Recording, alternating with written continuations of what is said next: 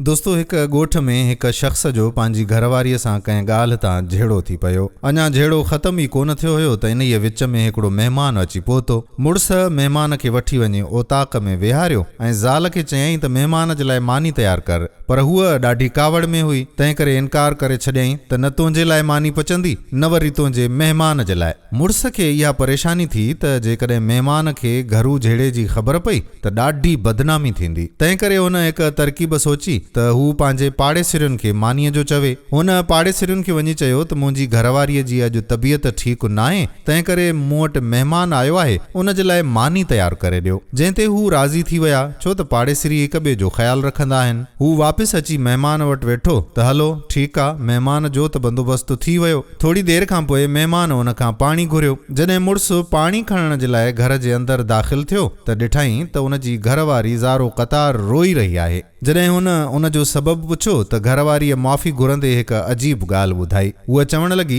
त जॾहिं तव्हां मानीअ जो चई महिमान वटि हलिया विया त मूं सोचियो त झेड़ो त असांजो पाण में आहे, महिमान आॾो पंहिंजो राज़ भला छो खोलियऊं, तंहिं करे मां मानी पचाइण जे लाइ बावर्ची खाने में वियसि। उहा वधीक चवण लॻी त उते मूं ॾिठो त हिकु अछी ॾाढ़ीअ वारो शख़्स असांजे अटे जी बोरीअ मां अटो पियो कढे। मां ॾाढी सहमजी वियसि, डिॼी वियसि। मूंखे ॾिनल ॾिसी उन शख़्स चयो त ए ख़ातून, परेशान न थियो, हीअ तुंहिंजे महिमान जो हिसो हो जेको तुंहिंजे अटे में शामिल हो, छाकाणि त हाणे उहा मानी पाड़ेसिरीअ जे घर में पचणी आहे, तंहिं करे मां उहो अटो उते खणी वञण जे लाइ आयो आहियां। दोस्तो तॾहिं त चवंदा आहिनि त महिमान अकेलो नाहे ईंदो, महिमान पंहिंजो नसीब पाण सां गॾु खणी ईंदो आहे। अलाह ताला उन जो रिज़्क़ उन जे अचण खां अॻु ई मोकिले छॾींदो आहे। महिमान त रुॻो पंहिंजो नसीब खणी ईंदो आहे। इन जे करे को बि महिमान तव्हां वटि अचे त उन जो ख़्यालु रखंदा करियो। वीडियो पसंदि आई हुजे त ॿियनि दोस्तनि ॾांहुं बि मोकिलिजो।